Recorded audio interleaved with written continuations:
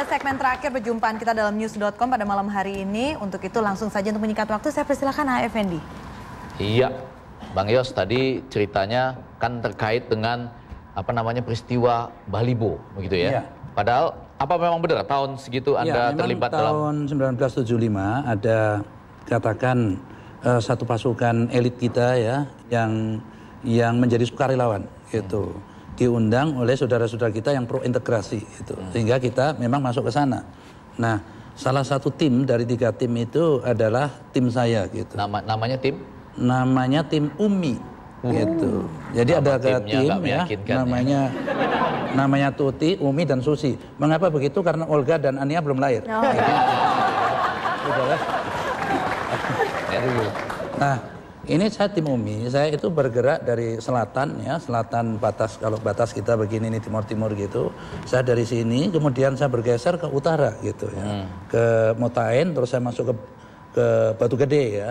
Nah, Balibo itu ada di tengah gitu, dan saya selama tugas di timur-timur belum pernah masuk ke Balibo. Jadi meski saya sudah Balibo, 3 kali saya ke tim-timnya, termasuk tahun 75 itu gitu. Jadi tidak mungkin saja saya mengerti tentang peristiwa tewasnya 5 wartawan itu gitu. Dependi, ya.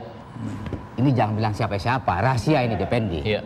Sebenarnya saya yang terlibat dalam gerakan Balibo itu Dependi.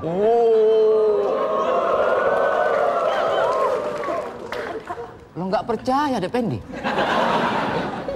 Dia ketawa Pak, oposisi ketawa Pak. Jangan ketawa, please dong Enggak. Kok Bapak bisa sampai terlibat? Saya sering menyanyikannya. Hah?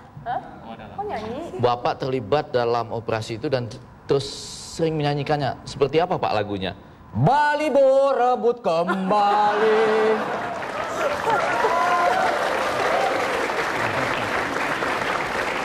Artinya jadi pelajaran Bapak besok lagi kalau ke Australia, Bapak supaya tidak dilecehkan Pak. Dalam hal ini Bapak harus nyanyi lagu di Sydney senang, di sana senang Pak.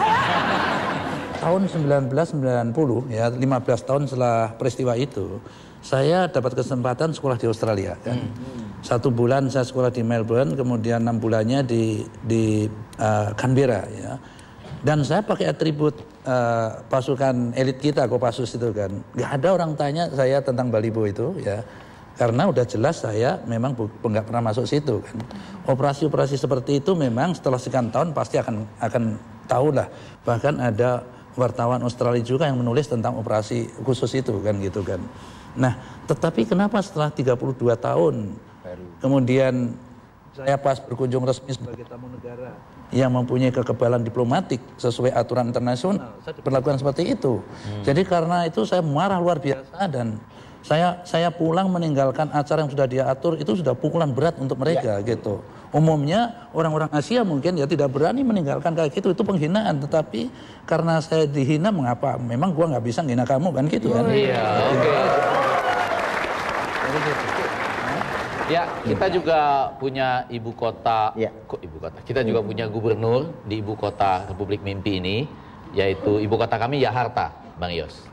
Dan gubernurnya adalah Bang Jos. Dan dia juga kena masalah, kalau Bang Yos kena masalah di Sydney, dia kena masalah di Disney. Mari kita panggil Bang Jos ya.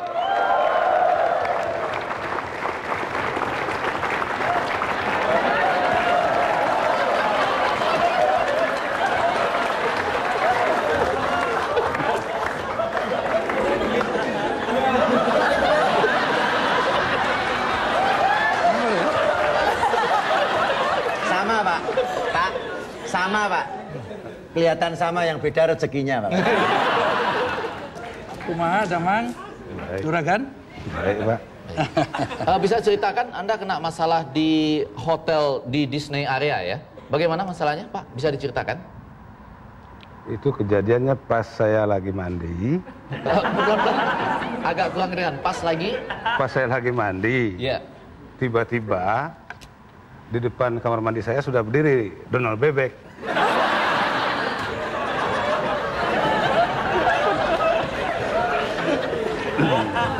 Kenapa ada orang bisa ada di depan kamar mandi Anda? Itu dia kebiasaan saya. Ya.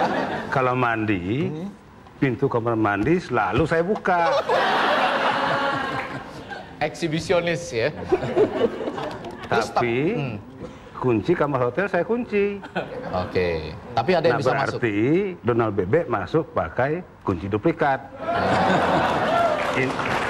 Kayaknya insidennya sama dengan Bang Yos tuh.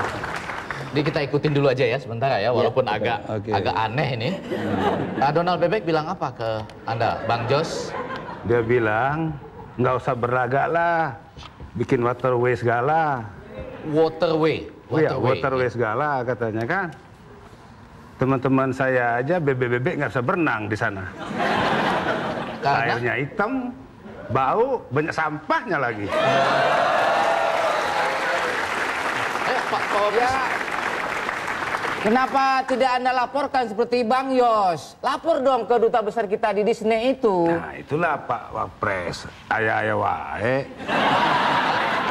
Anda yang ayah-ayah wae. Itu kan cuman humor kartun. Kenapa tidak dilaporkan? Itu kan cuma kartun doang. Semuanya cuma pakai topeng. Iya. Kita nggak tahu mana duta besar Donald Bebek. Ya kan? Iya. Gila kali ya orang-orang di news.com ini. Anda yang gila. Ya supaya kita pada gila deh Pendi. Bang Yos, terakhir mungkin ada pesan. Ya, Kalau jadi kejadian ini terjadi lagi ya.